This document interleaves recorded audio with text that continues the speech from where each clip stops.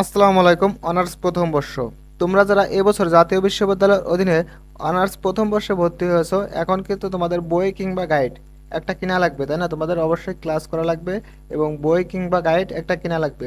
এখন তোমরা দুমনায় ভুগছো যে কোনটা কিনবা। দেখো, এই ভিডিওতে আমরা এই বিষয়টাই আলোচনা করব যে কাদের জন্য বই ভালো হবে এবং কাদের জন্য গাইড ভালো হবে। দেখো, প্রথমে কারা বই কিনবা। দেখো, কিছু স্টুডেন্ট আছো তোমরা নিয়মিত ক্লাস করবা, তাই না? জাতীয় বিশ্ববিদ্যালয়ের অধীনে কিন্তু তোমার 90% স্টুডেন্ট ক্লাস করে না, ঠিক আছে? ক্লাস করা বাধ্যতামূলক।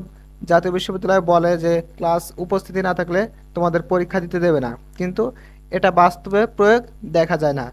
শতকরা 90% স্টুডেন্ট ক্লাস করে না। এখন যে 10% স্টুডেন্ট ক্লাস করো, এরা বই কিনবা কি কারণে? দেখো, বই, এদের মধ্যে বই না কিনলেও হচ্ছে, গাইড কিনলেও হচ্ছে, কিন্তু কিনবা কি কারণে এটা বলি।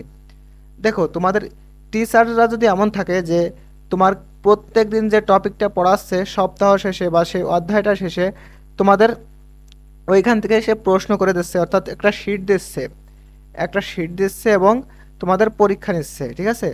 তাহলে তুমি বই কিনবা। কি বলছি বুঝছো? অবশ্যই সেই টিচারের শিট দেওয়া লাগবে একটা, এবং তোমাদের পরীক্ষা নেওয়া লাগবে। কারণ কি, দেখো, তোমার পরীক্ষার খাতায় তুমি বইতে দেখবা তোমার জাতীয় বিশ্ববিদ্যালয়ের যে বইগুলো আছে অনার্সের, এইগুলাই দেখবা তোমার কোনো স্পেসিফিকভাবে সেরকম প্রশ্ন কোনো অ্যান্সার দেওয়া নাই, প্রশ্ন দেওয়া নাই। এখানে শুধু গতানুগতিকভাবে রিডিং দেওয়া আছে। কিন্তু রিডিং পড়ে তুমি কি পরীক্ষার খাতায় এসে ভালো লিখতে পারবা? অবশ্যই না। এজন্য তোমার অবশ্যই প্রশ্নর ধারণা লাগবে। এজন্য অবশ্যই তোমাদের যে টিচাররা যদি বলে যে হ্যাঁ, আমি প্রত্যেকটা অধ্যায় শেষে কিংবা প্রত্যেক সপ্তাহ শেষে বা এক মাস শেষে তোমাদের পরীক্ষা নেবো, আমি এভাবে তোমাদের শিট দেবো, এটা সম্পূর্ণ তোমার কলেজের উপর নির্ভর করে, তাহলে তুমি বই কিনবা, ঠিক আছে? এখন আসো গাইড কারা কিনবা।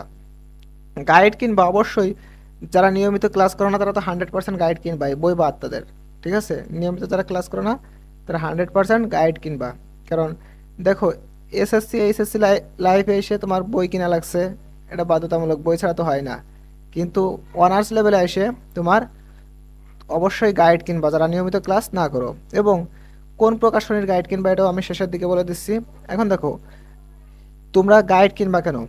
কারণ দেখো, তুমি ক্লাস করতে পারতেছো না, তুমি তোমার স্যারের নোট পাচ্ছ না, নোটস না পেলে তুমি এক্সামও দিচ্ছ না, কোনো কিছু করতেছো না। এখন তোমার প্রশ্নের ধরনটা তো বোঝা লাগবে, ঠিক আছে? প্রশ্নের ধরন বুঝতে অবশ্যই গাইড কিনবা। গাইডে তোমার হিউজ পরিমাণে প্রশ্ন দেওয়া থাকবে এবং একটা সাজেশন বই পাবা, 120 টাকা নেয়, তোমার গাইডের সাথেই পেয়ে যাবা। সেই সাজেশন বইটা থেকে তোমার, কারণ গাইড তো অনেক মোটা, তুমি তো মোটা বই পড়তে পারবে না। প্রত্যেকটা অধ্যায়ে দেখবা সর্বোচ্চ সর্বোচ্চ 15 থেকে 20টা, 15 থেকে 20টা প্রশ্ন দেওয়া থাকে সাজেশনগুলো কিনবা, তাহলে তুমি ভালো একটা প্রস্তুতি নিতে পারবা। এবং গাইড কিনবা তোমরা, কোন গাইড কারা কিনবা? দেখো, যারা আসো শুধুমাত্র মুখস্থ করতে চাও, শুধুমাত্র মুখস্থ করতে চাও, তারা কি কিনবা? তারা অবশ্যই দিগদর্শন কিনবা, ঠিক আছে? তারা অবশ্যই দিগদর্শন। এবং যারা বুঝে বুঝে পড়বা, পরীক্ষার খাতায় বানিয়ে লিখবা, তারা কিনবা কি? তারা কিনবা ব্যতিক্রম, ঠিক আছে? ব্যতিক্রম। কি কারণে বলছি দেখো, আমি তোমাদের একটু বুঝিয়ে বলি।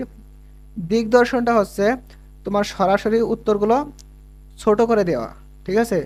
যে স্পেসিফিক উত্তরগুলো হবে এগুলো ছোট করে দেওয়া। এজন্য তুমি ভালো স্টুডেন্ট, অনেক ভালো স্টুডেন্ট না হলে এগুলো মুখস্থ রাখতে পারবে না। পরীক্ষার খাতায় তোমার লেখা লাগবে 5 পেজ, তুমি 2 পেজ লেখার পরে তোমার উত্তর শেষ, তুমি আর লিখতে পারবে না, নিজে থেকে কিছু বানিয়ে লিখতে পারবে না।